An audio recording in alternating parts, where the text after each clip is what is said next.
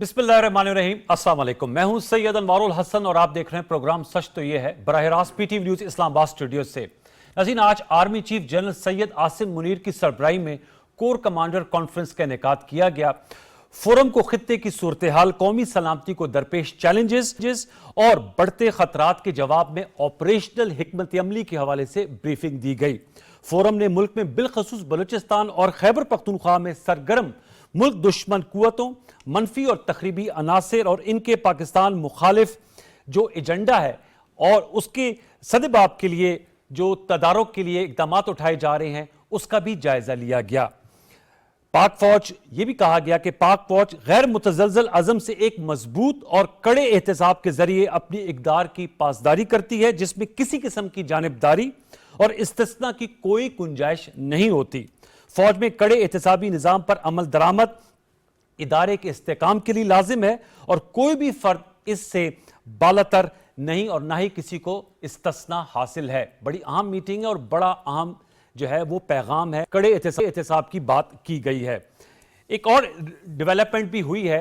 आज बानी chairman PTI Imran Khan साहब ने 9 मई के मुकदमात में मिलिट्री कोर्ट्स ट्रायल केस मुमकिन तौर पर वहां ट्रांसफर होने और फौजी तहवील में दिए जाने के खिलाफ इस्लामाबाद हाई कोर्ट से रजू किया है और दरख्वास्त दी है कि इस अमर को यकीनी बनाया जाए कि उनके मुकदमात सिविल अदालतों में हैं और वो उन्हीं की तहवील में रहें।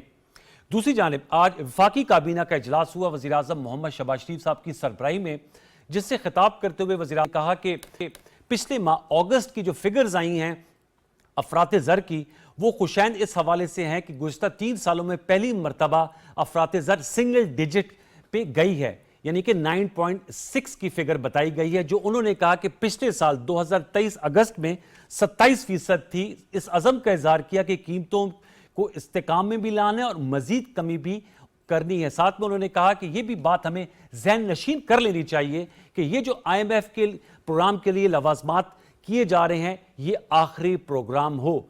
हुकूमत की राइट साइजिंग या डाउन साइजिंग की पॉलिसी के हवाले से भी उन्होंने बात की। इस हवाले से भी प्रोग्राम में गुफ्तगू करेंगे। फिर कौमी असम्बली का इजलास हुआ जिसमें सुप्रीम कोर्ट के जजेस की तादाद बढ़ाने से मुतल्लिक जो मुस्लिम लीग नवाज के MNA दानियाल चौधरी साहब का बिल है उसे स्पीकर साहब ने मुअख्खर कर दिया। वजीर कानून आजम नज़ीर तारड़ साहब और chairman PTI barrister Gohar Khan sahab की जानिब से इस हवाले से मौक़िफ़ सुनने के बाद स्पीकर ने यह फैसला किया है। फिर कौमी असम्बली से एक बड़ी खबर है, पॉलिटिकल न्यूज़ है कि सरदार अख्तर जान मेंगल साहब ने मेंबरशिप से इस्तीफ़ा दे दिया है। कौमी असम्बली की मेंबरशिप से उन्होंने इस्तीफ़ा दे दिया है। अख्तर जान मेंगल साहब जो साबिक वज़ीर आला बलूचिस्तान रह चुके हैं, उनके वालिद साहब रह चुके हैं। अताउल्लाह मेंगल साहब 8 फरवरी के इंतखाबात में बलूचिस्तान के जिला खुजदार के हल्का NA 256 से रुकने कौमी असम्बली मुंतखब हुए थे। प्रोग्राम के पहले हिस्से में हम इन नुकात के पर्सपेक्टिव में गुफ्तगू करेंगे, आम नुकात हैं और 3 सीनियर अफराद मेरे आज की प्रोग्राम में शरीक गुफ्तगू, उनका तारुफ आपसे करा देते हैं। हमें ज्वाइन किया जनाब कैसर अहमद शेख साहब ने, वफाकी वजीर है बराए बहरी उमूर, सर आपका बहुत शुक्रिया। हमें ज्वाइन किया कादिर खान मंदूखेल साहब ने, साबिक मेंबर कौमी assembly Pakistan Peoples Party Parliamentarian के मरकजी रहनुमा मंदूखेल साहब, आपका बहुत शुक्रिया।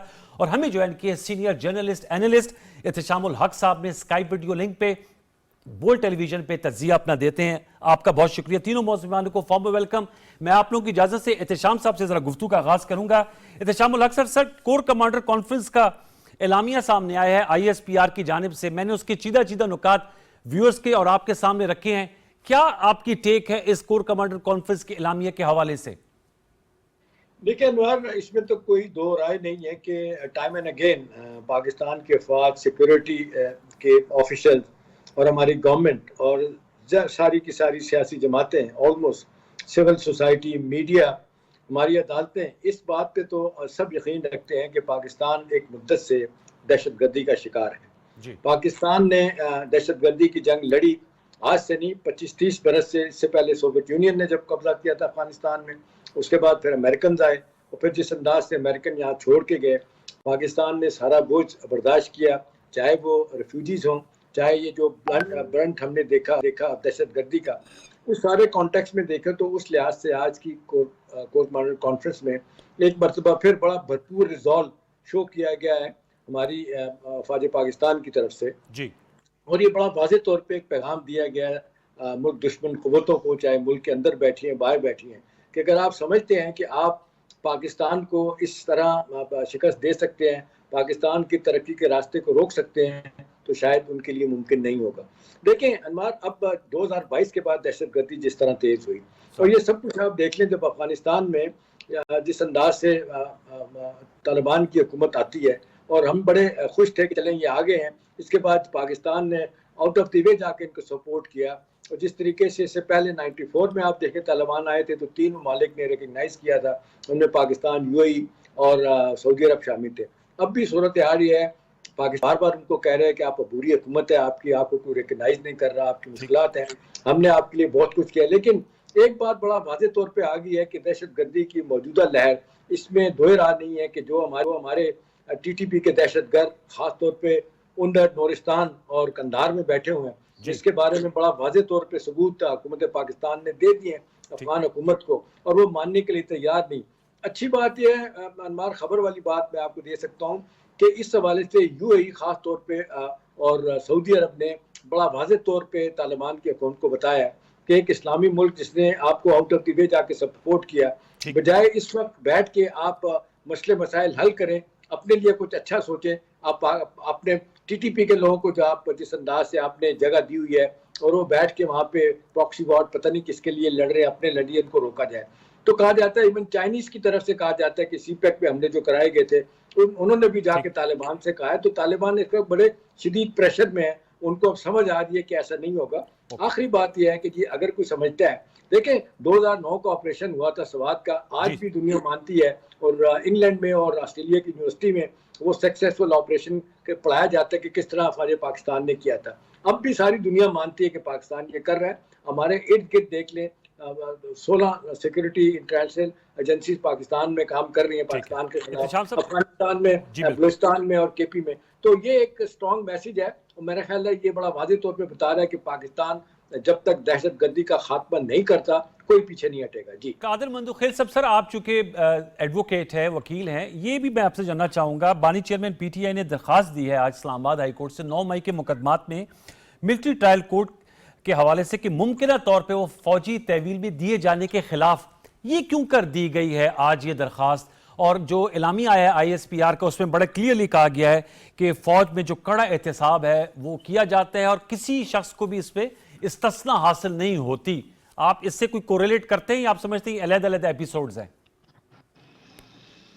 इसको उर्दू में कहते हैं आओ बेल मुझे मार।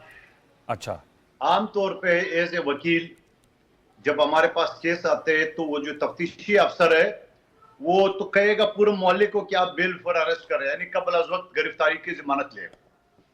जब एक बंदे ने कबल अज वक्त गिरफ्तारी का जमानत ले ली है तो ऑटोमेटिकली उस केस में फंसा।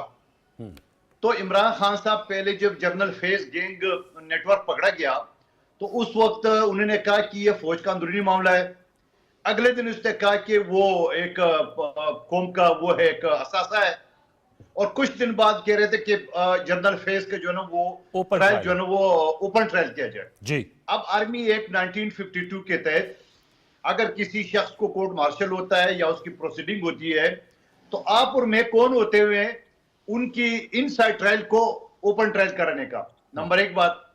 दूसरी बात, चूंकि इमरान खान साहब को खुद पता है कि जनरल फेज एक ऐसा गैंग था जिसने पाकिस्तान में कत्ल गारत, जिसमें पाकिस्तान में दहशतगर्दी फैलाई, जिसने जनरल आसिम की अपॉइंटमेंट को रोका, जिसने मेरे जैसे छोटे से वर्कर को सेक्टर कमांडर आईएसआई के दफ्तर के कराची में यरगमाल बनाया। एमएनए की ऑफर हुई है, सेनेटर की ऑफर हुई है, जब इनकार किया 15 से 20 करोड़ की ऑफर हुई है, जब इनकार किया तो कत्ल की धमकियां देने लगे। अच्छा, ये बात में आज आप सोचेंगे कि आज तो जनरल फेस पकड़ा गया, आप बोल रहे हैं 20 अप्रैल 2022 को अनिका जब जीटीवी में थी और नसीम ज़ियारा 24 न्यूज की शो में आज भी यूट्यूब में और उसमें मौजूद है, मैंने उस वक्त भी कहा था। तो सवाल ये कि जनरल फेज जब से पकड़ा गया और चूंकि उसने 9 मई के जो प्लानिंग थी वो भी इनकी थी और अब बांग्लादेश मॉडल की वो प्लानिंग कर रहा था, तो इमरान खान सब क्यों परेशान हो रहे हैं? अनवार उल हसन और कादर खान मंदोखेल क्यों परेशान नहीं हो रहे? क्योंकि जिस शख्स के दिल में चोर होगा तो वो परेशान होगा। और आज उसने एक नया तमाशा कर दिया। अगर जनरल फेज, जो कि मुझे 99.9% यकीन है कि सारे करतूत में इमरान खान साहब और उन दोनों ने मिलकर प्लानिंग बनाई है, जहां 3 उनके वजीर खजाना ने IMF की डील को रोकने की वो साजिश की, जहां उन्होंने चढ़ाई की थी GHQ पे, खुद इमरान खान साहब ने माना, जहां उन्होंने कोर कमांडर हाउस पे और वहां पे फौजी वर्दी इनकी बांजे एहसान नियाजी ने उठा के जो उन्होंने गलीज गुफ्तगू की है वो बयान नहीं कर सकते, जहां शोधा के जो यादगार है, इस हवाले से MM आलम के जो एक सिंबॉलिक जहाज था उसके, आप मुझे बता तो इन सारी चीजों की वीडियो तो उनकी अपने लोगों ने बनाया, और फिर एज ए वकील में बार बार इनकी वकला जो मेरे साथ बैठे रहते हैं, मैं इनको बोलता हूं कि बाबा आपने खुद वो वीडियो रिलीज की है, फिर भी अगर आप ये कहो कि ये कैसर अहमद शेख या कादिर मंदोखेल ने जारी की है, तो आप उसकी फॉरेंसिक का डिमांड करें, ठीक है, आप उसकी तहकीक करा लें। सब नुक्ता आ गया, आपने उसकी तहकीक नहीं कराया तो इसका मतलब वो जेनरल है, तो खौफ इमरान खान को ये है कि जनरल फैज के साथ उनकी भी फौजी ट्रायल हो जाएगी। ओके, ये आपने पूरा उसका एक कॉन्टेक्स्ट बता दिया। कैसर शेख साहब, सर आप भी अगर इस पे कमेंट करना चाहे तो जरूर कीजिएगा। फिर मैं आपसे, जो कि फेडरल कैबिनेट और प्राइम मिनिस्टर साहब ने बड़ी अहम गुफ्तगू की है, और आपका ज़रबत पस मंज़र भी इक्तिसादी है, जिसमें वो कह रहे हैं कि जो अफराद ज़र है वो सिंगल डिजिट में चली गई है। लेकिन ये जो मामलात हैं ये भी बड़ी अहमियत के हामिल हैं, और बलूचिस्तान की ब्रीफिंग दी गई, खैबर पख्तूनख्वा की दी गई, फिर आज आपके कोलीग हैं सरदार अख्तर जान मैंगल साहब, वो मुस्ताफ़ी हो गए कि मैं कोई किरदार नहीं अदा कर सक रहा। साथ में ये 9 मई के वाक़यात, क्या कहेंगे इस तमाम सूरत हाल पे? अनवार, बड़ी तफसील से बात की कादर मंदोखेल साहब ने और एहतशाम साहब ने। देखिए, ये 9 मई के जो वाक़यात हैं इसको तो कोई भी माफ़ नहीं कर सकता ना। ये तो एक बगावत थी, हमारी फ़ौजी तनसीबात पे हमला हुआ, फिर हमारे शोदा की यादगारों पे उनकी बेहुरमती की गई, और कोर कमांडर हाउस पे हमला हुआ। लेकिन सज़ा किसी को नहीं हुई ना अभी तक जी। वही बात हो रही है कि ये सदाएं होनी है ना। अब ये जो मिलिट्री कोर्ट की बात कर रहे हैं, आज आप कह रहे हैं खान साहब ने कहा दरख्वास्त दी, तो वो अब यही बात हो रही है ना कि ये मिलिट्री के मामलात थे, उनके अपने तनसीबात पे हमला हुआ है ना। तो ये कोई भी नहीं इसको इग्नोर कर सकता, या उसको कोई माफ़ इस तरह नहीं हो सकती। जब तक तो देखिए ना, मामलात चल रहे हैं, ठीक है, कोर्ट्स में चल रहे हैं, लेकिन उसका ये जो है ना, इस तो सबको पता है, क्योंकि वीडियोस भी आ गई और पता है कि कौन लोग इन्वॉल्व हैं। उनके ख़िलाफ़ लाजमी तौर पे उनको करार वाकई सज़ा होनी चाहिए। आपको लगता है कि बानी चेयरमैन PTI का मुकदमा मिलिट्री कोर्ट में जाएगा? जी, मुझे लगता है कि जिस तरह मामलात चल रहे हैं, और उसके बगैर है नहीं ना जी। देखिए ना, कोई 9 मई कोई अगर करेंगे तो आपके मुल्क का, आपका काम मुल्क कहाँ खड़ा है? मुल्क के ख़िलाफ़ तो एक बगावत हुई है। हमारे दुश्मनों ने इतनी हिम्मत नहीं की जो कुछ ये 9 मई को हुआ है। और अब इसमें तो कोई यानी शायबे की बात रह नहीं गई किस किस्म के, जो कोई है सबके सामने हुए हैं वाक़यात। तो ये इनको जो इसका जो भी कुछ यानी होगा, कोई फाइनल इसका इवेंचुअल नतीजा निकलेगा तो कोई मामलात आगे बढ़ेंगे ना। ये तो नुकता आ गया सर। अब जरा कैबिनेट के हवाले से ज़रा बताइए, क्योंकि हमारे मुआशी चैलेंजेस भी, और एक अच्छी खबर आई है कि महंगाई में सिंगल डिजिट पे आ गई है। अब इसको कैसे मेंटेन कैसे करेंगे? देखिए, पिछले महीने 11% के करीब थी इन्फ्लेशन, अभी 9.6% हो गई। पहली बार तकरीबन 3 सालों में ये सिंगल डिजिट हुई है। 3 सालों में कैसे हुई सर? नहीं, ये हमारी जो पॉलिसीज हैं, जो IMF जो हमने पॉलिसी रेट ऊंचा रखा है, उसका देखिए ना, उसकी वजह से ये कम हुई है। One of the main reason है इन्फ्लेशन कम करने के लिए पॉलिसी रेट मॉनेटरी पॉलिसी बहुत ज्यादा काउंट करती है। तो अब उसको भी कम किया जाएगा तो अभी पॉलिसी रेट को, लेकिन अभी होना चाहिए नहीं, कम होना चाहिए। लेकिन देखिए ना, ये अगर इन्फ्लेशन 9.6 हो गया है, तो आज हमारा 19% पॉलिसी रेट चल रहा है, तो उसको 2-2.5% कम भी करेंगे तो वो रियल इंटरेस्ट फिर भी बहुत ज़्यादा रहेगा। ठीक है, तो उससे कोई फ़र्क नहीं, कम तो होना है, लेकिन ये बदस्तूर कम हो रही है हमारी महंगाई, और ये अभी भी स्टेट बैंक काशियस है। नहीं तो देखिए 9.6 में और 19 में तो तकरीबन डबल का फ़र्क हो गया ना, डबल है उसका। और वो बिजनेस कम्युनिटी में भी कॉन्फिडेंस तब आएगा, उनकी वो अपने लिए कर्जे ज़्यादा लेंगे और ग्रोथ भी तब होगी। लेकिन क्योंकि ग्रेजुअल स्टेट बैंक चाहता है कि एहतियात वाली पॉलिसी, ये एक्सपेक्ट हम कर रहे हैं कि 16 सितंबर को जो मॉनेटरी पॉलिसी है उसमें 2% के करीब और कमी होगी, और इस तरह बदस्तूर कमी हो रही है इन्फ्लेशन में, तो ये एक बड़ी अच्छी खबर है। फिर आपकी एक्सपोर्ट्स बढ़ रही हैं, आपकी रेमिटेंस बढ़ रही हैं, आपकी आईटी की एक्सपोर्ट बढ़ रही है, तो ये सारी चीज़ें, एग्रीकल्चर में आप एक्सपोर्ट बढ़ी है आपकी। तो प्राइम मिनिस्टर साहब ने राइट साइजिंग की भी बात की और डाउन साइजिंग की भी बात की। बिल्कुल, सर, ये तो हमारे यहाँ बड़ा एक ये हमारे बन रहा है, यूटिलिटी स्टोर कॉर्पोरेशन, पाक पीडब्ल्यूडी, तो इसको इस अज़म के साथ आगे बढ़ाएंगे?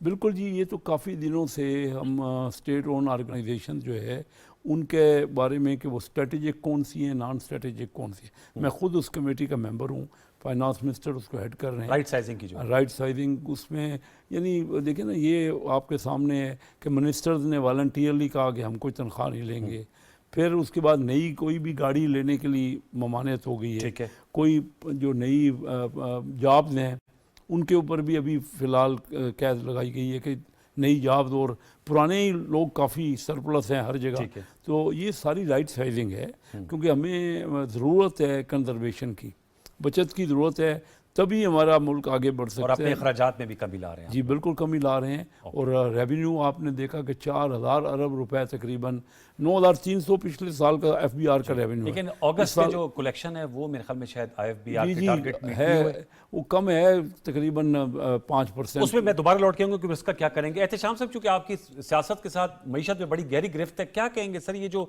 आज प्राइम मिनिस्टर साहब भी कह रहे थे कि जो इन्फ्लेशन है वो 9.6 पे आई है, जैसे अभी कैसर शेख साहब ने सारा सियाको सबाक बताया कि पॉलिसी रेट भी उस हवाले से अब 16 सितंबर को पता चलेगा। राइट साइजिंग की भी बात करें, अखराजात में कमी की बात हो रही है, तो IMF के लिए तमाम लवाजमात भी पूरे हो रहे हैं। आपको सही नज़र आ रही है इक्तिसादी सिमत?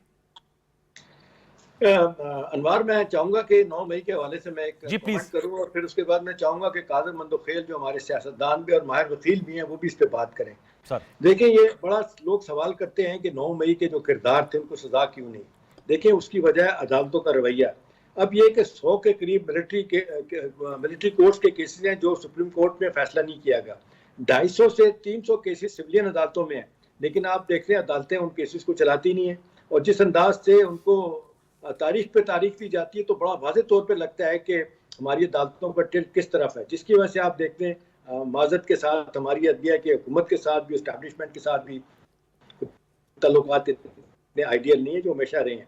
तो सवाल ये है कि जी अगर बैठ के हम हमारी अदालतें इस तरीके से किसी के साथ सहूलतकारी करेंगी तो फिर आप क्या होगा। अदरवाइज जिस तरीके से ऑडियो वीडियो मौजूद है, और ये कादिर साहब बिल्कुल ठीक कह रहे हैं कि जिस तरीके से सारे सबूत मौजूद हैं, ये तो जिस तरीके से आप देखें रिसरेक्शन 6 जनवरी 2021 में हमला किया गया था पार्लियामेंट पे, आपने देखा किस तरीके से उनको ऑडियो वीडियो देख के सजाएं दी गई, सारे सबूत मौजूद है। असल में बात है कि आपकी बिल है कि नहीं, तो इस लिहाज से तो मेरा ख्याल है हुकूमत का बड़ा केस स्ट्रॉन्ग है, एस्टैब्लिशमेंट का। अब अदालतें अगर सामने बीच में आएंगी तो आप अच्छी तरह जानते क्या होगा। दूसरी बात है, देखिए ये अच्छी बात है 9.6 सिंगल डिजिट में आना इन्फ्लेशन रेट का, लेकिन बुनियादी वजह आप उनसे पूछ रहे थे, तो बुनियादी वजह इसकी ये है कि बेस लाइन पिछले साल की निस्बत तब्दील हुई है, लेकिन जिस तरीके से ये रिफ्लेक्ट करना चाहिए महंगाई के जो आप और मैं देखते हैं माजत के साथ अनवार, वो उस तरह हम ट्रांसलेट होते नहीं देख रहे। बहुत से हवालों से ठीक है, कंज्यूमर प्राइस इंडेक्स खास तौर पे खाने पीने की चीज़ें कुछ कम हुई हैं, कुछ बड़ी भी हैं, कुछ उसी तरह ही हैं, तो मेरा ख्याल है डेफिनेटली हुकूमत इसके ऊपर है, और हुकूमत को भी अंदाज़ा है कि इन्फ्लेशन अगर कम नहीं होती तो उनके लिए मुश्किलात होगी।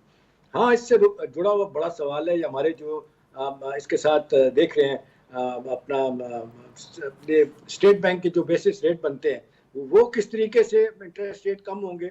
19.5% बहुत ज्यादा है। रीजन में आप देख रहे हैं बांग्लादेश, हिंदुस्तान 9.5%, इससे भी शायद कुछ जगहों पे कम है, तो इसको बहुत कम करने की जरूरत, ताकि ये इंडस्ट्री का पहिया चले। जो private sector engine of growth बन रहा है, तो जाहिर है कम इंटरेस्ट रेट कम होंगे तो लोग उसको पैसा हुकूमत से लोन लेंगे स्टेट बैंक से, तो ये इंडस्ट्री का पहिया चलेगा। दूसरी बात यह है कि राइट साइजिंग, डाउन साइजिंग, देखिए ये मैं आपको खबर दे सकता हूं कि जिस आज IMF के वाले से जो नई नई चीजें आप देख रहे हैं, अब IMF का ऑपरेट करने का तरीका बड़ा वाज़ेह है कि वो जब किसी को लोन देना होता है अनवार, तो उनकी बाकायदा पहले एक अपनी एडवांस टीम आती है, वो आके में बात करती है, और वो सारी चीजें, और बड़े वो जो लोग उनका लोग उसमें शामिल होते हैं, प्रोफेशनल लोग होते हैं, और उसमें सॉलिड बैकग्राउंड के लोग होते हैं, और वो गो बाय द बुक वाले बंदे होते हैं। वो जाके आके सबसे बात करके रिकमेंड करती है एग्जेक्टिव बोर्ड को। 12 जुलाई को इजलास होता है, उनका ये वफ्द आता है इनिशियल जो बातचीत के लिए IMF का, और वो पॉजिटिव रिपोर्ट देता है और बताता है कि जी पाकिस्तान इससे एलिजिबल है। अब ये $6 बिलियन का जो लोन मांग रहे हैं, हमने सारी चीज़ें देख ली हैं, ठीक है। उसके बाद क्या होता है, IMF एक शर्त लगा देता है कि जी पाकिस्तान 12 बिलियन जो लोन है चाइना, सऊदी अरब का, UAE का, उसको रोल ओवर करे। वो भी बता दिया गया कि जी वो हो गया। फिर एक शर्त लगा दी उन्होंने कि जी $2 बिलियन की इंटरनल फाइनेंसिंग का गैप है, वो भी आप देख लें। $800 मिलियन की सऊदी अरब से डेफर्ड पेमेंट फाइल की, और $1.2 बिलियन अलहदा देने के बाद तो सारी चीजें पूरी है। सवाल ये कि स्टेट अमेरिका के कोई 8.5 लाख जो है ना वोटिंग राइट्स है, और वो पैसा दगाते हैं, और वो ये लोग कहते हैं कि एग्जेक्टिव बोर्ड पे जब केस जाता है तो वो सियासी बुनियादों पर तय होता है। अब मसला ये है कि अमेरिकन हमसे बहुत कुछ चाहते हैं। चाइनीज की इकोनॉमी इतनी खराब हो गई है, जिस अंदाज से आप देख लें, आपके लिए हैरत होगी कि BRI प्रोजेक्ट $1 ट्रिलियन का, उसमें $900 बिलियन जो है ना बैड डेट डिक्लेयर हो गया। उसके बाद $2 ट्रिलियन चाइना जो है ना वो उनका डूब गया है रियल स्टेट में। $1.45 बिलियन उनका एक और प्रोजेक्ट रेलवे का जो 65 ममालिक में शहरों में जाना है वो कामयाब नहीं हुआ। तो वो कहते हैं कि जी आप जो हम तवक्को कर रहे थे कि उनसे अब लोन मिलेगा वो नहीं मिल रहा। अमेरिकन इस वक्त कहते हैं कि पाकिस्तान फंसा हुआ है, इनको मजीद ट्विस्ट किया जाए, इनको स्क्रू किया जाए ताकि अपनी सियासी बातें मनवाई जाए, जिसमें कहा जाता है चाइना से पीछे हटें, CPEC से पीछे हटें, गवादर का मामला छोड़ दें। तो मेरा ख्याल है इस स्टेज पे पाकिस्तानी इकोनॉमी जिस अंदाज से परफॉर्म कर रही है, ठीक है अभी मुश्किलात हैं, लेकिन जो इनिशियली जो स्टार्ट करने की कोशिश की गई और जो मामला ठीक करने की कोशिश की गई, तो मेरा ख्याल है इस स्टेज पे आज हमारे सागदार साहब ने भी डोनाल्ड ब्लूम से मुलाकात की है, डोनाल्ड ब्लूम जो अमेरिकन एम्बेसडर है, तो वहाँ पे सुना गया किस तरह की बातें हुई। तो मेरा ख्याल है इस लिहाज से ये एक अच्छी बात है कि रिपोर्ट जिस अंदाज से पाई है 9.6% की इन्फ्लेशन रेट की, और राइट साइजिंग, डाउन साइजिंग, और मेरा ख्याल है बंगाली साहब ने इस्तीफा भी दिया। उस पर हुकूमत को डेफिनेटली सोचना चाहिए कि क्यों 1 से 16 के लोग निकाले जाते हैं और 16 से 22 के नहीं निकाले जाते,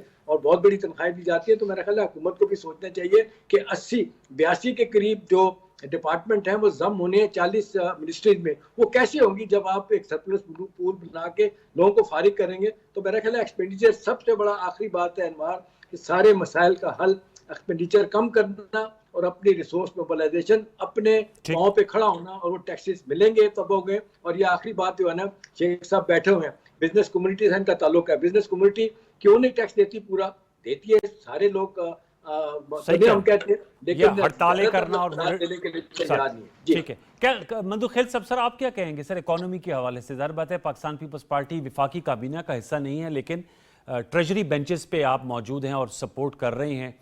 क्या कहेंगे ये जो कैसर शेख साहब और एहतशाम साहब ने गुफ्तगू की है, आप समझते हैं कि मामलात आगे बढ़ रहे हैं और महंगाई में कमी की बात हो रही है, राइट साइजिंग की बात हो रही है, 82 जो डिपार्टमेंट्स हैं उनको जम करना है, क्या कहेंगे इस हवाले से मंदू खेल साहब?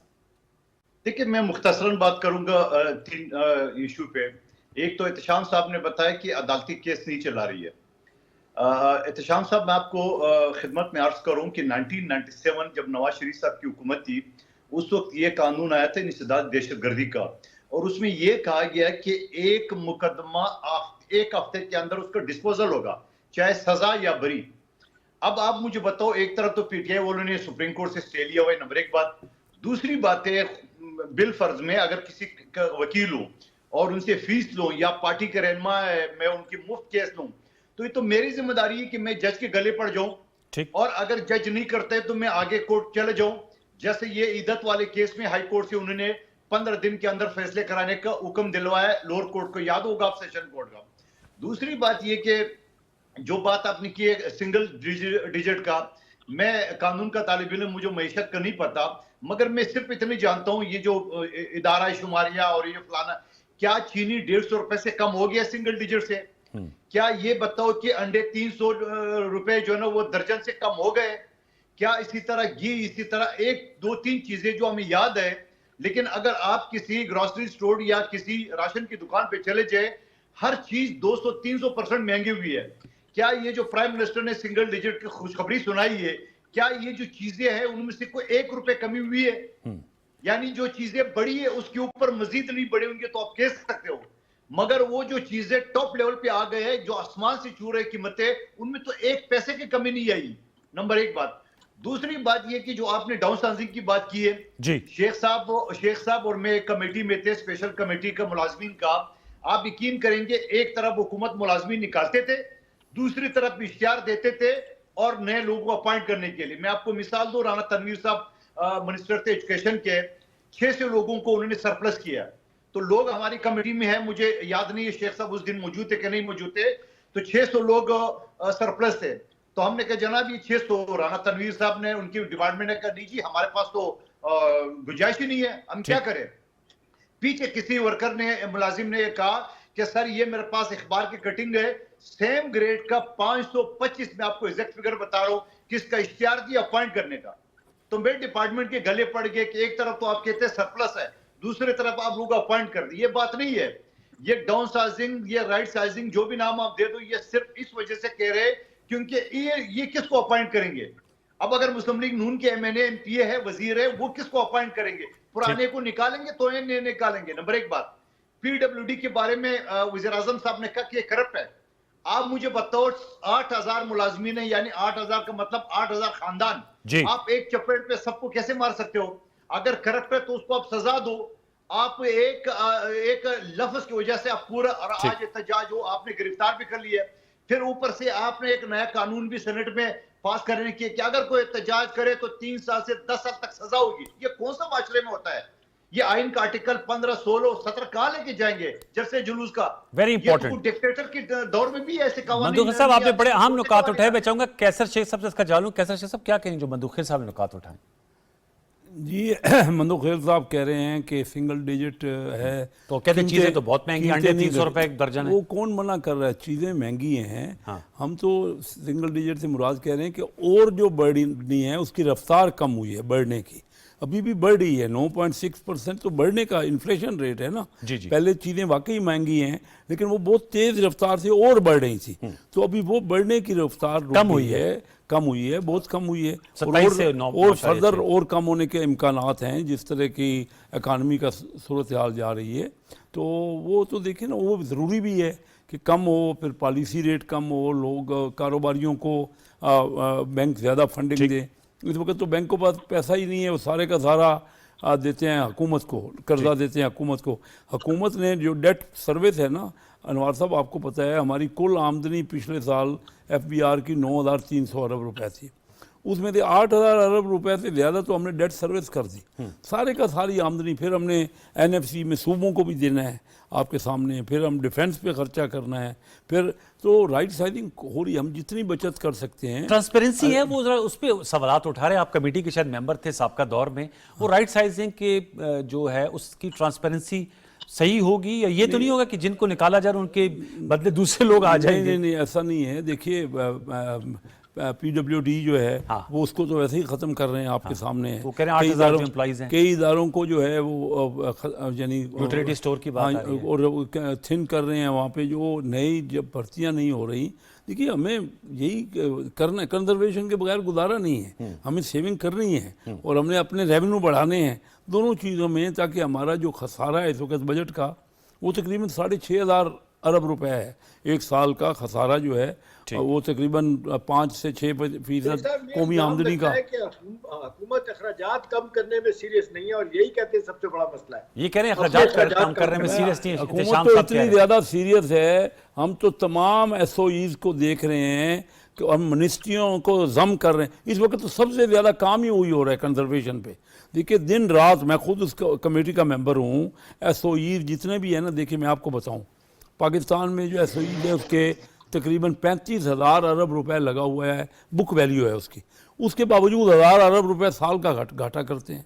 अब 35,000 अरब रुपए ही आप सिर्फ इंटरेस्ट रेट ही गिन लें तो 6,500 अरब रुपए तो इंटरेस्ट बनता है। अगर उधर इन्वेस्ट ना किया हो और वही दूसरी तरफ हमने कर्जा लिया हुआ है, हुकूमत ने कर्जा लिया हुआ है ना, तो ये सारा तो इंटरेस्ट जा रहा है और ये हम कंजर्वेशन कर रहे हैं, उसके बगैर नहीं होगा गुजार। ये लाजमी है। ये कल परसों कैसर बंगाली ने ये कहा कि 1 से 16 लोगों को, लेकिन उसका जवाब दिया हुकूमत ने, जवाब दिया ना कि वो तो 1 से 22 तक हम कर रहे हैं, सबको हर बीच में तमाम ग्रेड्स के लोग ठीक है। इन्वॉल्व हैं। मैं एहतिशाम साहब, आप कहते हैं अखराजात में कभी करे, कोई एरियाज आप आइडेंटिफाई कर सकते हैं आपके सामने? वो कह रहे हैं मैं राइट साइजिंग कमेटी का मेंबर हूं, ऑनरेबल मिनिस्टर साहब कह रहे हैं, कौन से एरियाज हैं जिसमें अखराजात में कटौती लगाई जा सकती है? SOEs का मेंबर एहतिशाम साहब, देखिए, अब जिस तरीके से पिछले साल के मुकाबले में सारी वजारतों के बजट आप देख लें जिस तरीके से बढ़े हैं, और फिर जिस तरीके से क्लेम किया गया था प्राइम मिनिस्टर हाउस का, प्रेसिडेंट हाउस का, इस तरह बाकी मिनिस्ट्रीज का, फिर ये कहा जाता था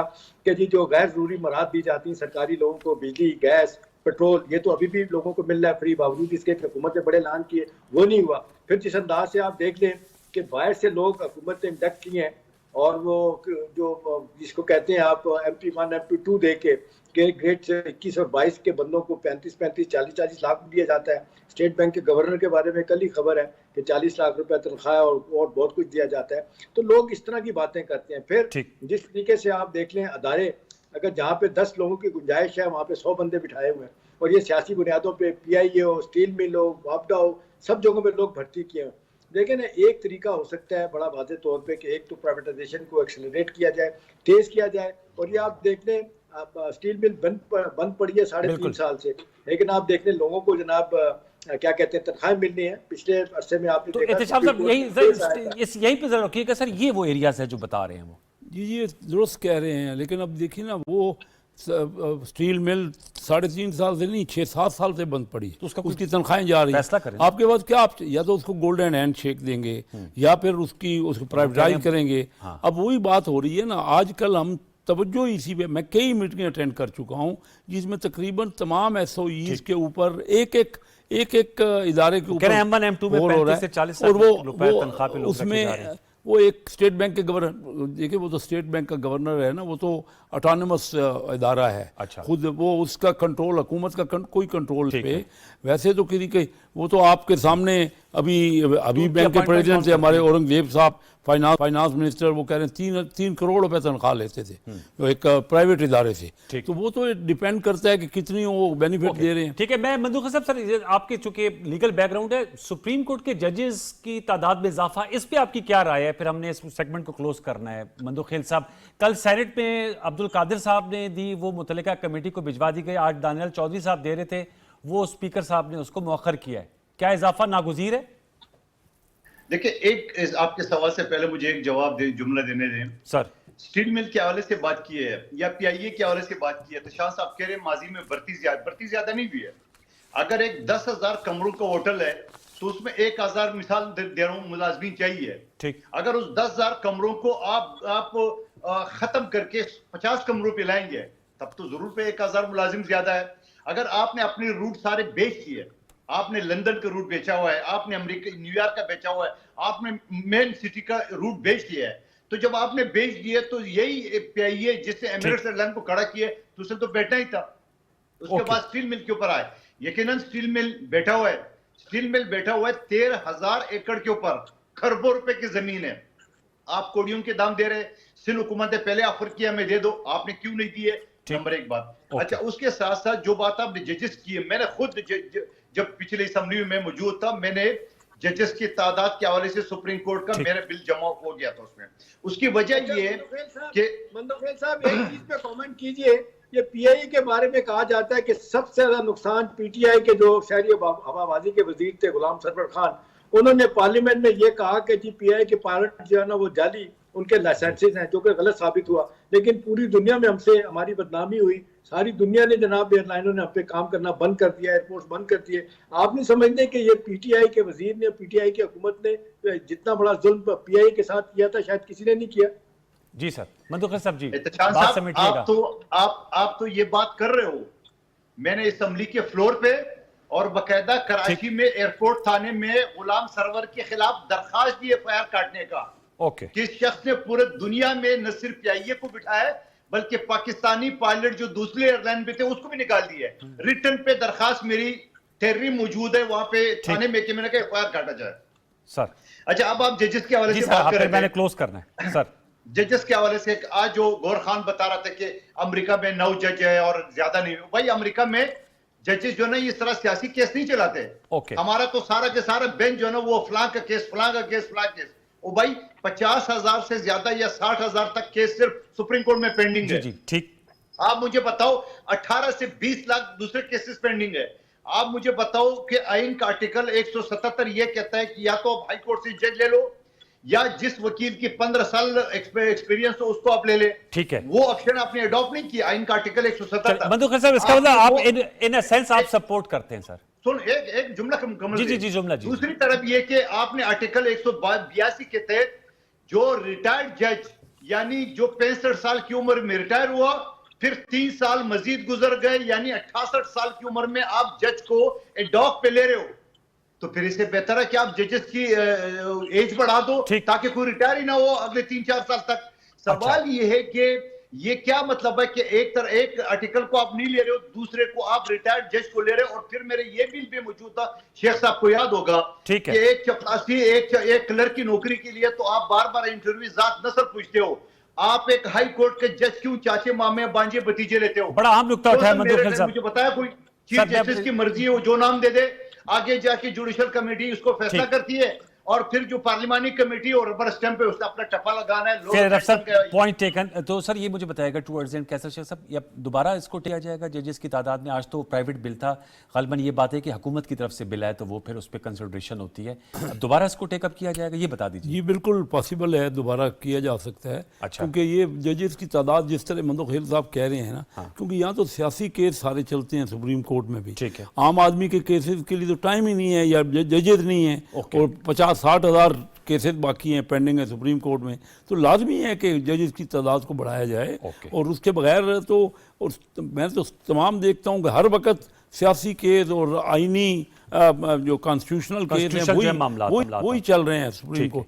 तो ये कैसे फैसले होंगे जो पेंडिंग मैटर्स हैं? और चलते चलते सर बता दीजिए, अख्तर जान मेंगल साहब ने इस्तीफा दे दिया, अब क्या फ्यूचर है? जी, अख्तर जान मेंगल साहब खुद अपनी पार्टी के सरबराह हैं और उन्होंने इस्तीफ़ा दे दिया है। वो उनके जो बलूचिस्तान के बारे में उन्होंने कहा है, पहले वो जो मना लेंगे, ये सवाल है मेरा, क्योंकि अब हम तो बात हो रही है ना grand dialogue, grand negotiation. Balochistan में प्राइम मिनिस्टर साहब ने कहा कि जो आइन को मानते हैं, पाकिस्तान के झंडे को मानते हैं, उनसे मुज़ाकरात करेंगे। तो उन्हें असम्बली सबसे बड़ा फोरम है मुज़ाकरात। ये क्यों नहीं, वो ये तो हम हर एक से मुज़ाकरात जो भी वो तो ओपनली कहा। अच्छा। और अक्सर मेंगल साहब बहुत बड़े लीडर हैं, वो एक अपनी उनकी पार्टी है। साहब का PDM वन गवर्नमेंट में आप लोगों के साथ जी हमारे साथ थे पिछले अभी 16 माह की हुकूमत हाँ उसमें। लेकिन अभी उनका देखें ना, वो उनके कुछ पॉइंट हैं, उनका कहना है कि ज़्यादा तवज्जो उस पर दी जाए। वो सारी चीज़ असम्बली में होते, कोई भी असम्बली के बाहर भी कोई अपना पॉइंट ऑफ व्यू दे सकता है। असम्बलियाँ होती इसीलिए है कि वहीं तो एम्फसाइज करें अपना। वो उन्होंने किया है, ये उनका अपना ज़ाती फैसला है, लेकिन मैं नहीं समझता ये कोई अच्छा फैसला है कि लीडर को बाईकाट करने का। तो पाकिस्तान में जितने बाईकाट हुए हैं नाकाम हुए हैं, उसका कोई फायदा नहीं होता पॉलिटिकल। असम्बली के अंदर है कि आज PTI समझ गई ना, PTI यही कहती थी ना कि जेली असम्बली हैं, ये हैं। आज उसमें उनको रहना पड़ा ना, बीच में रह कर डिबेट कर रहे हैं। तो ये बाकियों को भी लेसन मिल जाएगा उसका। कैसर शेख साहब सर बहुत शुक्रिया, थैंक यू वेरी मच। बहुत शुक्रिया कादिर मंदुखेल साहब, बहुत शुक्रिया एहतशामुल हक साहब। व्यूअर्स एक छोटा सा वक्फा शामिल करेंगे, के बाद आएंगे तो ज़रा खैबर पख्तूनख्वा हुकूमत के हवाले से बहुत सी खबरें मीडिया में गर्दिश कर रही हैं, उनका अहवाल लेंगे। 2 एनालिस्ट हमारे साथ मौजूद होंगे, उनसे गुफ्तगू करेंगे। वक्फा ले लीजिए, उसके बाद लौट के आते हैं।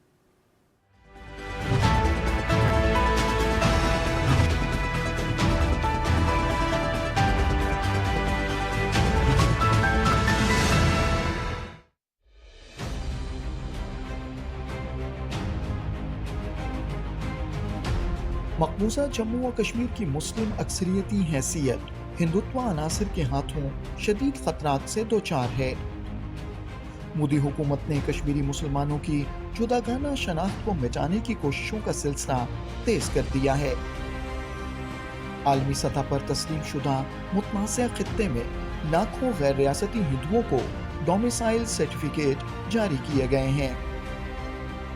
मोदी हुकूमत मकबूजा खित्ते में भारतीय हिंदुओं को नौ आबादियाती तर्ज पर मुस्तकिल तौर पर बसाने की जामे मंसूबाबंदी पर अमल पैरा है।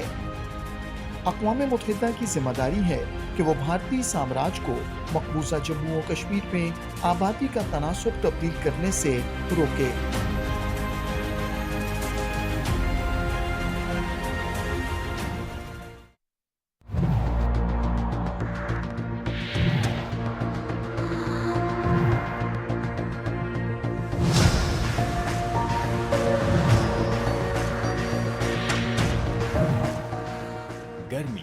और हीट वेव से निजात चाहिए?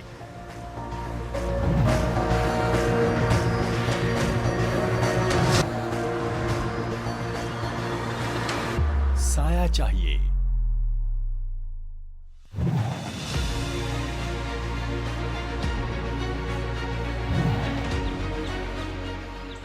साफ फिजा चाहिए?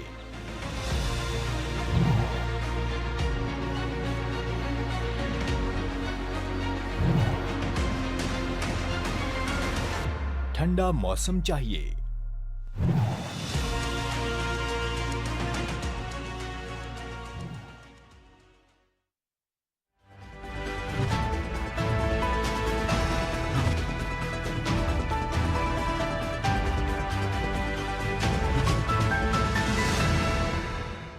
Welcome back viewers. Khyber Pakhtunkhwa की हुकूमत जो पाकिस्तान तहरीक इंसाफ की हुकूमत है और ये उनका थर्ड टर्म है, मतलब 2008 से 2013, 2013 से 2018 और अब 2018 से हुकूमत कर रहे हैं, लेकिन for all the wrong reasons वो ख़बरों में है।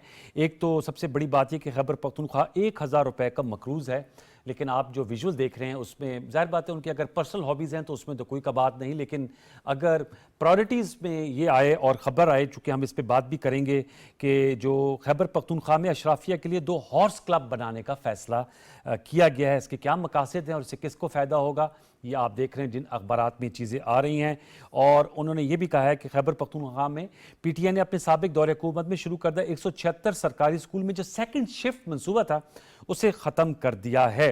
अवामी नेशनल पार्टी जो कि सूबा खैबर पख्तूनख्वा की बड़ी मुस्तनद सियासी जमात है, उन्होंने मुबैना करप्शन के हवाले से जो गवर्नमेंट है अली अमीन गंडापुर साहब की, उस पर वाइट पेपर जारी करने का ऐलान कर दिया है, जिसमें बताया गया है उनके मुताबिक अवामी नेशनल पार्टी के जुमान है अरसलान काजिम साहब कि वहाँ पर जो हुकूमती सेक्रेटरीज और DCs और ACs की तकरीरों के अनफॉर्चुनेटली रेट फिक्स जो है वो किए गए हैं असातिज़ा के तबादलों के हवाले से। तो इस पे जानेंगे कि सच क्या है। महमूद जान बाबर ने हमें ज्वाइन किया है जो समा टेलीविजन के ब्यूरो चीफ हैं और बड़े बाखबर साफ़ी हैं। महमूद जान बाबर साहब अस्सलाम वालेकुम। महमूद जान बाबर साहब बताइएगा क्या हकायक हैं PTI के अंदर जो इंटरनल रिफ्ट्स हैं, शकील खान साहब को हटाया गया, फिर एक कमेटी भी बनाई गई थी और शकील खान साहब मुतालबा कर रहे हैं कि इंक्वायरी की जाए, जुडिशल इंक्वायरी, साथ में मशाल यूसुफजई साहिबा के हवाले से भी बात हो रही है। फिर ये अब खबरें जो अखबारात में आ रही हैं कि यूनिवर्सिटी जो है वो बेअबान है और हॉर्स क्लब्स बनाए जा रहे हैं, इनमें कितनी सदाकत है? जी नवाज साहब, ये बातें जितनी भी खबरें हैं तो इसमें ये एग्जेजरेटेड तो किसी न किसी लेवल पे हो सकती है, लेकिन ये 100% गलत नहीं है। अच्छा। उसकी वजह ये है कि यहाँ पे गवर्नेंस की जो सूरत हाल है वो सबको मालूम है। इस वक्त सूबा जो है वो एक मुश्किल सूरत हाल से गुजर रहा है। उसकी वजह ये है कि सूबे की अपने इस वक्त जो उसके लोगों के वजूद को खतरा है, सूबे के मफाद को खतरा है, सूबे में अमन अमान को खतरा है, सूबे के वो इलाके जो कि जहाँ से इस वक्त हमारे अहम तरीन लोग सूबे में मौजूद हैं, वहां पे आप जा नहीं सकते, वहां पे वो खुद नहीं जा सकते। मैं एक छोटी सी मिसाल आपको दूं।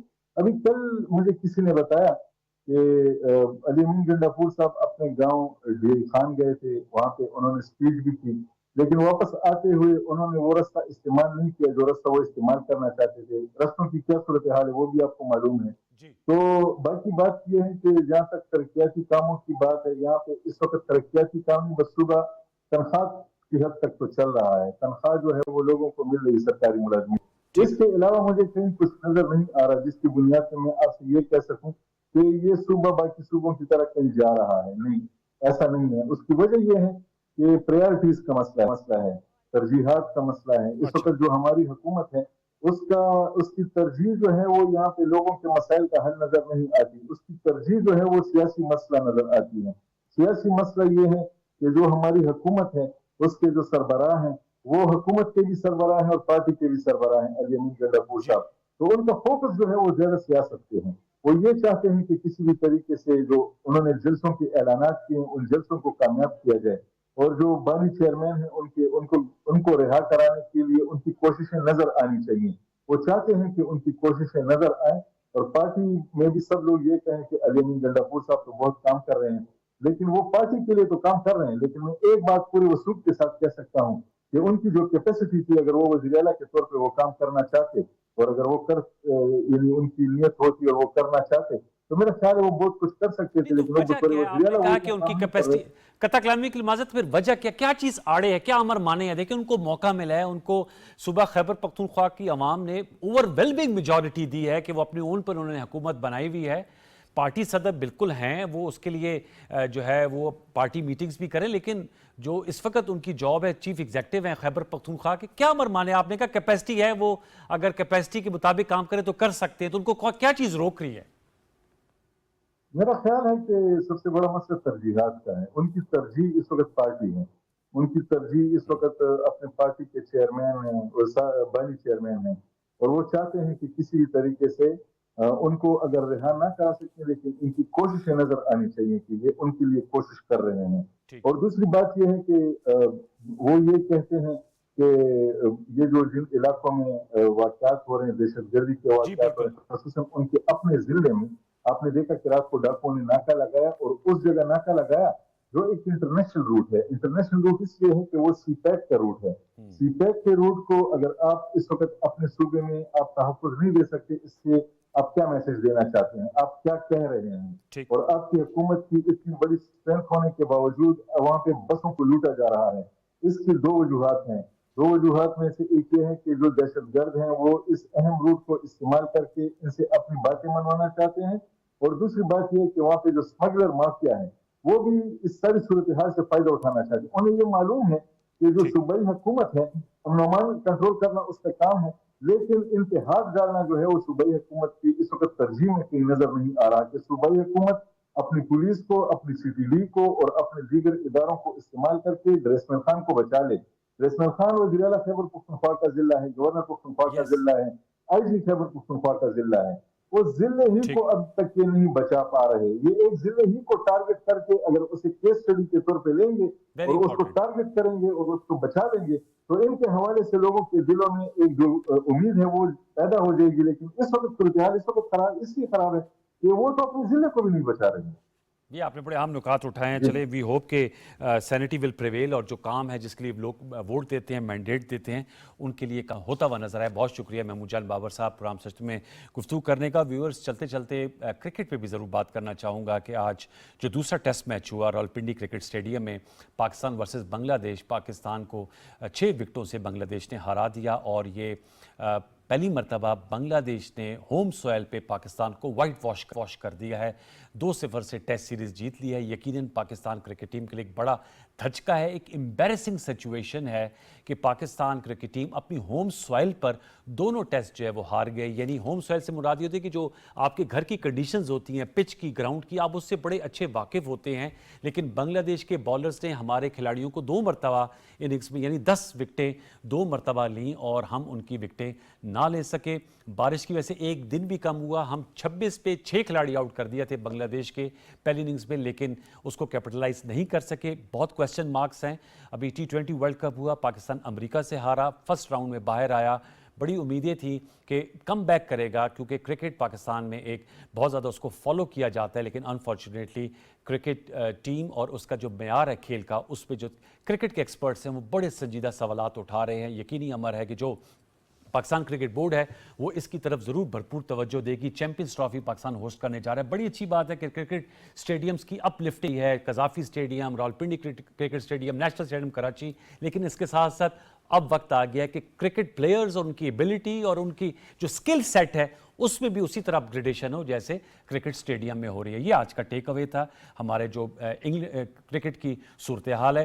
प्रोग्राम में हमने मुख्तलिफ नुकात पर गुफ्तगू की। इसका फीडबैक दीजिएगा। कल तक के लिए सैयद अनवारुल हसन और सच तो के प्रोडक्शन टीम को इजाज़त दीजिए। अपना बहुत सा ख्याल रखिए। अल्लाह ने के बाद।